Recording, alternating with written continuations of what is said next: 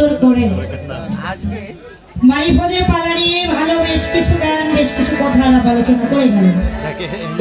প্রশ্ন রেখেছিলাম, প্রশ্নের জবাব করেছেন। তো পিছে যেটা চলে যায় সে বিষয়ে আবার টেনে তুলে কথা বলার শিল্পী আবিদুল সরকার না, যেটা গেছে সুন্দর ভালো। এবার আমরা সামনে আগাবো। চমৎকার কথা রেখে গেলেন। দুটি প্রশ্ন আমার কাছে করে গেছে যে আমার দয়াল নবী কাবা ঘরে মূর্তি ভাঙছিলেন, সেখানে 350 মূর্তি ছিলেন। মূর্তি ভাঙলো ভালো, তিনি হাত দিয়েও ভাঙতে পারতেন, কিন্তু সেটা ভাঙার জন্য হাতে কি করছিলেন, একটা কাঠ সে ব্যবহার করেছিলেন। এটা ব্যবহার করার কারণটা কি, মানে এখানে একটা যুক্তি সে রাখছে আর কি। তো আমি এটার কথা মীমাংসা বলবো। তো আরেকটা প্রশ্ন করে গেছে ভালো, রোজা নামাজ হজ যাকাত এই সমস্ত ইবাদত ছাড়াও জান্নাতে যাওয়া যায়, সেই ইবাদত কোনটা বা সেই কর্ম কি? শুধু তাই না, যদি বলেন বাবা মায়ের খেদমত এটা বললে হবে না, তাহলে আরো কিছু আছে ওইটা বলতে হইব কি? তো জবাব করবো, তাকে একটা গান গাই। তো এই প্রশ্নটা করার উদ্দেশ্য তাই হাই বোঝাইলেন, মানে নামাজ রোজার গুরুত্বটা উনি একটু কম দিলেন। সত্তর প্রকাশ করে বোঝায় বইতে হয় না, ইঙ্গিতে বুঝতে হয়। মানে প্রশ্নটা করার উদ্দেশ্য এটাই, রোজা নামাজ হজ যাকাত না করলে জান্নাতে যাওয়া যায়। আপনি এটা বুঝেন, মানে না করলেও জান্নাতে যাওয়া যায়, তার মানে এটা করার দরকার নাই। না করলে তো জান্নাত পাইতেছি, তাহলে রোজা নামাজ করে দরকারটা কি? মূলে বিষয়টা তা না। হাদিসে আসছে নামাজ হলো বেহেশতের চাবি। চাবি যদি না থাকে আপনি তালা কিভাবে খুলবেন? তাহলে বেহেশতে যাইতে হইলে আপনার নামাজ পড়তে হবে, সেই নামাজটা হলো বেহেশতের চাবি। রোজা নামাজ হজ যাকাত এটা করতে হবে। এটা আমি দলন সরকারের কথা না, এটা আমার দয়াল নবীর কথা। আমার দয়াল নবী করেছে এবং তার উম্মতদেরকে করতে কইছে। বিষয়টা হইল এইখানে, হজ যাকাত রোজা নামাজ করতে হবে, তবে এই কর্ম করে জান্নাতে যাওয়া যাবে। তবে এই কর্ম কইরা এর সাথে আরো কিছু কর্ম করলেও জান্নাতে যাওয়া যায়, তবে এটা করতে হবে। এটা আমার রাসূল পাক বলেছে। তার আদর্শে যদি আদর্শিত হইতে যাই, তার আদেশ নির্দেশ যদি মানতে চাই, আল্লাহর হুকুম যদি মানি, নামাজ পড়া কি এটা ফরজ না? মা বোনেরা কথা বল না কেন? আপনারা নামাজ পড়েন না? আচ্ছা, আপনারা নামাজ পড়েন কারা কারা একটু হাত তুলেন তো। সবাই আমরা নামাজ পড়ি, ম্যাক্সিমাম মানুষ এখানে আমরা নামাজ পড়ি। তো নামাজ আমাদের পড়তে হয়। ফকির সাহেব নামাজ কি পড়েন না নাকি? তো যাই হোক, তার নামাজের ভেতরেও ঢুকবো, কেবল শুরু হয়েছে আর কি কথা। শরীয়ত মাহফুজের পালাটা বলে কিন্তু কথার পালা এটা বাবা। তারপর আমরা কিন্তু ভয় চেষ্টা করতেছি কথা যতটুকু কম বলা যায়। হ্যাঁ, ভাব গানটা বেশি গাইতে হবে। এবার আদেশে আসছে কথা কম, প্রশ্ন একটা পালার গান আর একটা পাশাপাশি ভাব গান চলবে। এটা আমার পালার বাইরে। হ্যাঁ, তো সেটাও গাবো। আগে আমার পালার গানটাকে গাইলো, কি বলে? নামাজ পড়তে হবে। কে পড়তে কইছে? আমার দয়াল নবী পড়তে কইছে। এখান থেকে আমার রশিদ বাবার একটা গান আমি আপনাদেরকে শোনাবো। ওরে হজ যাকাত আর নামাজ রোজা,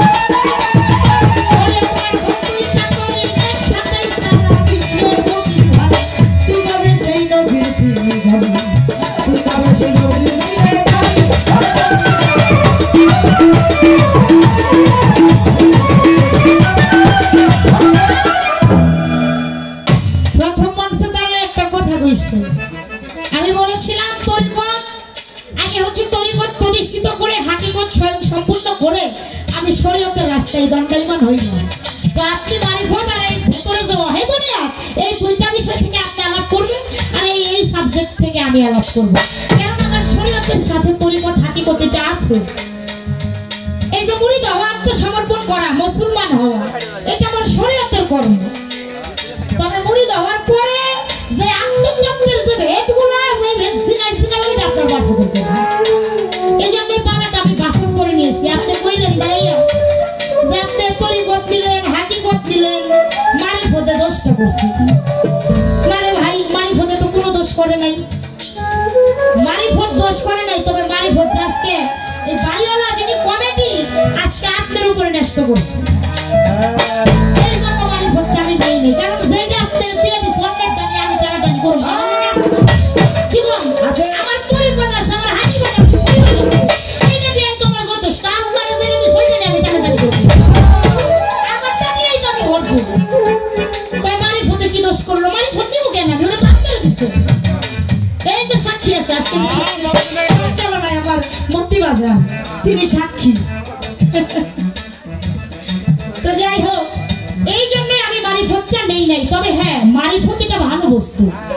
আমি কিন্তু কখনোই বলি নাই যে মারিফত করা যাইব না, মারিফত খারাপ, এমন কোনো কথা বলছি কি বাবাজির আগে বলছি? শরীয়ত ভালো, মারিফত ভালো। আমি উপস্থাপনাটা করেছিলাম যে সমস্ত কর্মই তার জন্য ভালো যদি আগে নিজের খাসিলত করি, এটা ভালো। কি বলছেন? এই মারিফত আমি এই জন্যই নেই নাই, এটা আপনার উপরে ন্যস্ত করেছে মারিফত।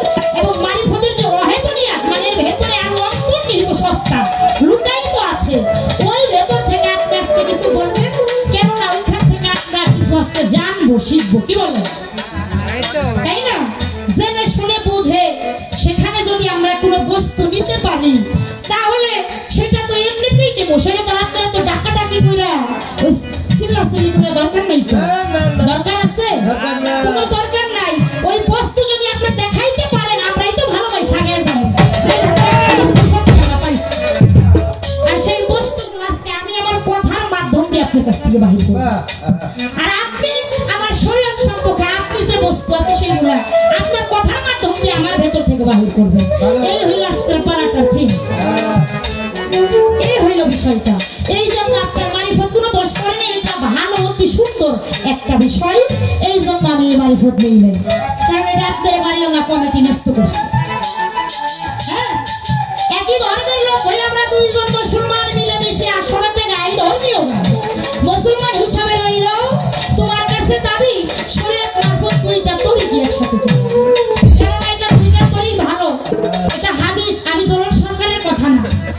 কেউ যদি মারিফত বাদ দিয়ে শুধু শরীয়ত করে, হ্যাঁ, সে হইল কাফের। আবার শরীয়ত বাদ দিয়ে কেউ মারিফত করলে সেও একই মুনাফিক। তো দুইজনই পাপী এবং খারাপ। তাহলে এখানে কেউ কাউকে ছোট করে বাদ দিয়ে ওই যে খাটো করে কথা বলা যাবে না। দুইটা বিষয় ভালো বস্তু, তবে এই বিষয় থেকে আমরা জানবো, বুঝবো এবং কোনটার মাধ্যম দিয়ে কোন ইবাদত করে অতি তাড়াতাড়ি আমার মাওলাকে লাভ করতে পারি, এই বিষয়। আজকে আমাদের ঠেলা ধাক্কা, এই যে পারাপারি বাড়াবাড়ি, এই সমস্ত পালা আমরা এগুলা করবো না। শুধু ভালো কিছু অন্তর্নিহিত কথা আমরা জানবো মারিফত থেকে। আপনি আমার শরীয়ত থেকে জিজ্ঞাসা করবেন, এই হলো বিষয়। কেননা এই যে মারিফতের যে ভাবসাগরের অন্তর্নিহিত সত্তা, আমি এই দুটি কথা জিজ্ঞাসা করেছিলাম। মারিফতের আলাপ ভালো করে গেছে, তবে এই পালার ভেতরে থেকে এই শরীয়তের কিছু আমাদের নিয়ম কানুন বিষয়বর্গ আছে। শরীয়তের অষ্টসরা, এটা আমাদের মেনে চলতে হবে নাকি? হারাম হালাল, মাকরুহ মুবাহ, সুন্নাত, ফরজ ওয়াজিব নফল, এটা হচ্ছে শরীয়তের অষ্টটি সরা। এই বিষয়গুলো আমাদের মেনে চলতে হবে। শরীয়তের পঞ্চস্তম্ভ নামাজ, রোজা, হজ, যাকাত, কালিমা, এটা আমাদের লক্ষ্য ঠিক রাখতে হবে। কেননা এটা আমার আল্লাহ থেকে, আমার রাসূলের মাধ্যমে আমাদের ভিতরে প্রকাশ হয়েছে। তাই তো সেখান থেকেই লক্ষ্য করে আমার রশিদ চান এই গানটি তিনি লিখে দিয়েছেন।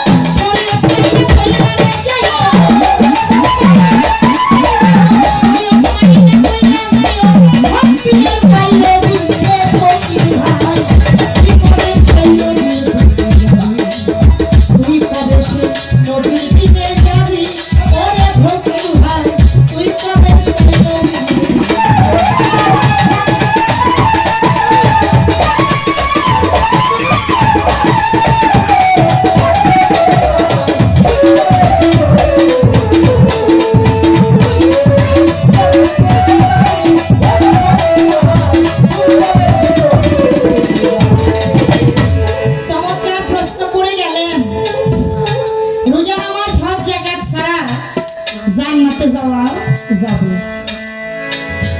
তবে এটা কোনো গ্যারান্টিযুক্ত কথা না। কোন ইবাদত করে কোন কর্মের বিনিময়ে আল্লাহ পাক খুশি হবে তা কেউ বলতে পারে না। কি দরদি? এটা একমাত্র মালিকই জানে। কেননা ওই যে একটা হাদিস এখানে আছে যে একটা বেশ্যা মহিলা,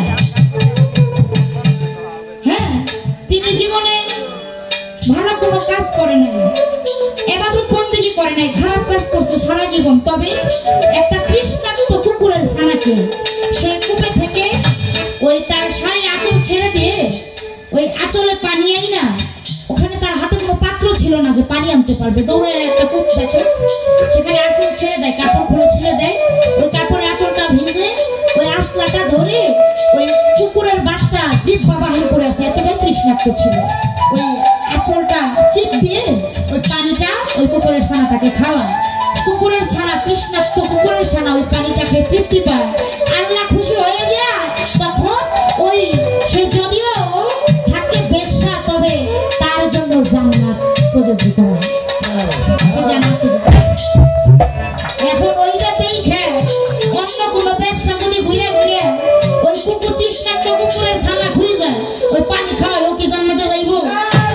যাবে না। ওইটা ওর জন্যই প্রযোজ্য ছিল। কেননা ও সারা জীবন পাপ করছে, অসুবিধা নাই, ওই কর্মতে আল্লাহ খুশি হয়ে গেছে, সেকেন্ডে ওরা জান্নাত দিবে। তাই কখন কোন কর্মকে করে জান্নাতে যাবে এটা বলা যাবে না। তবে নামাজ রোজা এটা করতে হইবে, এটা ছাড়া উপায় নেই, গতি নাই। এটা আমার রাসূল পাক করেছে, আমার মাওলা আলী করেছে। চারজন মূল খলিফা সবাই নামাজ পড়ছে, তাদের মাধ্যম দিয়ে পর্যায়ক্রমে নামাজটা আসছে। তাহলে এটা আমরা যদি নবীর উম্মত হয়ে থাকি এটা মানতে হবে না? করতে হবে না, কি বলেন? অবশ্যই করতে হবে, এটা ছাড়া আমাদের উপায় নাই। তবে হ্যাঁ, ওই যে আপনি বলছেন বাবা মায়ের খেদমত, এটাও বিষয় না। তবে একটা কথা এখানে আছে, কাবার চাইতে বেশি, কোরআনের চাইতে বেশি, বাবা মায়ের চাইতে বেশি, আত্মীয় স্বজন, ছেলে সন্তান, স্ত্রী পুত্র, সকল কিছু চাইতে, এমনকি নিজের চাইতে বেশি মহব্বত রাখতে হবে আমার দয়াল নবীর। কাবার চাইতে বেশি, কোরআনের চাইতে বেশি, বাবা মায়ের চাইতে বেশি, ছেলে সন্তান সন্ততির চাইতে বেশি, স্ত্রীর চাইতে বেশি, এবং কি নিজের চাইতেও বেশি মহব্বত কাকে করতে হবে? আমার সেই আহলে বায়াত পাক পাঞ্জাতনকে, আমার দয়াল নবীকে। আমার দয়াল নবীকে যদি ভালোবাসে, আমার আল্লাহ তারে ভালোবাসে। যদি কেউ রাজি খুশি করতে পারে, আমার আল্লাহ স্বয়ং তার উপরে রাজি খুশি হয়ে যায়। এই জায়গাটা মহব্বত রাখতে হবে, এই জায়গাটার ভেতরে মহব্বত রাখলে তার একটা মুক্তির ফায়সালা হয়ে যেতে পারে। যদি আমার হুজুর তার সেই উম্মতের প্রতি খুশি হয়, তার প্রতি সেই রহমতের বরকতের নজর দিয়ে থাকে, তবে পাঞ্জিগারা নামাজ সোজা এটা আপনার করতে হবে। এবার গেল তার কথা। আরেকটা প্রশ্ন করেছে, কাবা ঘরের ভেতরে 350 মুরগি ছিল, আর দয়াল নবী সেটা কাঠ ব্যবহার করে ভাঙলেন কেন? হাত দিয়েও তো ভাঙতে পারতেন। এখানে কাঠ ব্যবহার করাটা মূল বিষয় না। কাঠ ব্যবহার করছে এই কারণেই, তিনি যদি হাত দিয়ে ভাঙতেন তাহলে দেখা গেল ওরা আমার হুজুরের হাতের রহমত পাইতো, মুক্তি পাইতো, নাজাত প্রাপ্ত হইতো। এই জন্য রাসূল পাক তিনি হাত ব্যবহার না করে সেখানে কাঠ ব্যবহার করেছেন। আমার রাসূলের হাত যেই জায়গায় পড়ে ওই জায়গাটাই নাজাত প্রাপ্ত হয়ে যায়, নাজাত পেয়ে যাইতো। এই কারণে আমার রাসূল পাক তিনি হাত ব্যবহার না করে একটা কাঠ ব্যবহার করেছিলেন। এখানে মূল বিষয়টা ইহাই ছিল, এর চাইতে অন্য কোনো বিষয় এখানে ছিল না। তার এক কথায় আমি ছোট করে জবাব রাখছি, ঠিক আছে তো বাবাজিরা? এবার ছোট করে একটা করে প্রশ্ন আসছে না, একটা প্রশ্ন আমি তার কাছে রাখবো।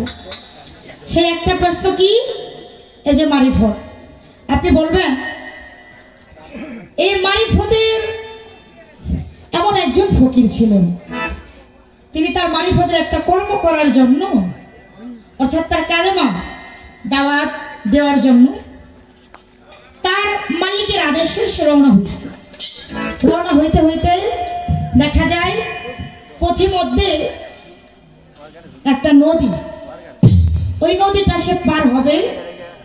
ওই নদী পার হইতে সে কোনো বাহন পায় না, কিন্তু ওখানে দেখা যায় একটা পাথর এসে বলে, আপনি আমার উপরে সওয়ার হয়ে পার হইতে পারেন। তার উপরে সোয়ার হয় ওই মারিফতের ওই ফকিরটা। যখন পার হয়, এখন এখানে তার কেউ নাই, তার মতো সে পার হইতে আসে, কিন্তু হঠাৎ করে দেখে পাথরে তার সাথে কথা বলে। আপনি তো পার হইতেছেন, আপনার আগেও আমি আরো দুইজন ব্যক্তিকে পার করছি, আরো দুইজন ব্যক্তিকে পার করছি, আর আপনি যে পার হইতেছেন আপনারা দিয়ে হইল 250। এখন ওই ফকিরটা ভাবে এটা কি কয়, আমার আগে দুইজনকে পার করছে, আবার আমি কি আধা মানুষ নাকি, আমার এদিকে 250 হয়ে যাবে, হিসাবটা কি? হ্যাঁ, তো এই কথাটা বললে পার হয়। তো আমি এখানে আপনার কাছে একটু আলাপ রাখতে চাই। মারিফুদের একজন ফকির, সে পার হবে একটা পাথরে। পাথরে কথা কয়, আসলে এটা কি পাথর নাকি? কথা বলতে পারে সাধারণ পাথর কি কথা কইতে পারে? ওই পাথরের ওই ব্যক্তির সাথে কথা বলে পাথরটা কে ছিলেন, তার পরিচয়টা কি, এবং তাকে পার করেন ওই ফকিরটাকে। তার আগে আরো দুইজন ফকিরে পার করছে, তারা হলো দুইজন, মানে এক এক দুইয়ের ঘরে আছে, আর যারে পার করলো সে কিন্তু একের ঘরে নাই, সেই অর্ধেকের ঘরে। তাহলে এই 2.5 হওয়ার কারণটা কি? এই 2.5 জন হইল এর বিষয়টা কি, এই অর্ধেকের ব্যাপারটা আপনি একটু বলে দিবেন। আর পূর্বে একের ঘরে এক এক দুই, এই দুইজন ওলি ছিল কারা, তাদের কর্ম ছিল কি? তারা পূর্ণাঙ্গ পার হইল, আর একজন 2.5 হয়ে মানে অর্ধেক হয়ে পার হইল।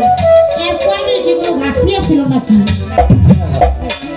তাহলে সে 2.5টাকে কি পূর্ণতা করতে পেরেছিল নাকি পারে নাই? যদি পারে, এটা কোন কর্ম করে পূর্ণতা করেছে, আসলে বিষয়টা কি, ঘটনাটা কি, আপনি সুন্দর করে আমাদের মাঝে একটু বলতে পারেন।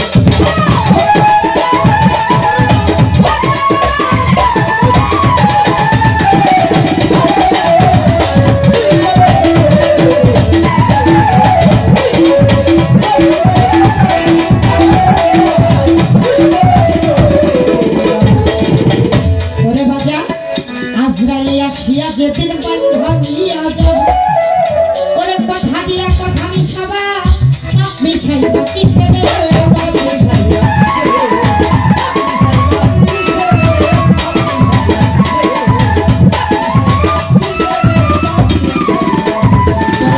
আজরাইল আসিয়া যেদিন তৈরা বান্ধা বান্ধা নিহিয়া যাবে, ওরে মানুষ তোমরা যুক্তি দিয়া যুক্তি মিশাইবা, পাপ মিশাইবা কিসের?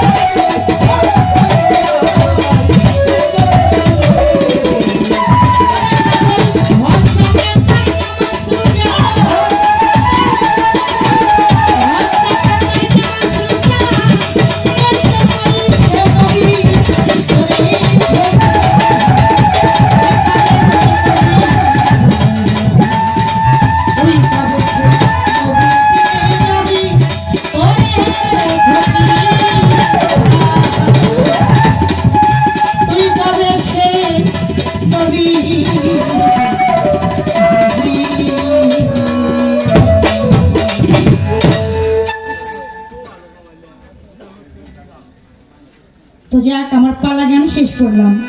এবার দরবার থেকে আদেশ এসে পালার পরে একটি ভাব গান। তো আমি আগে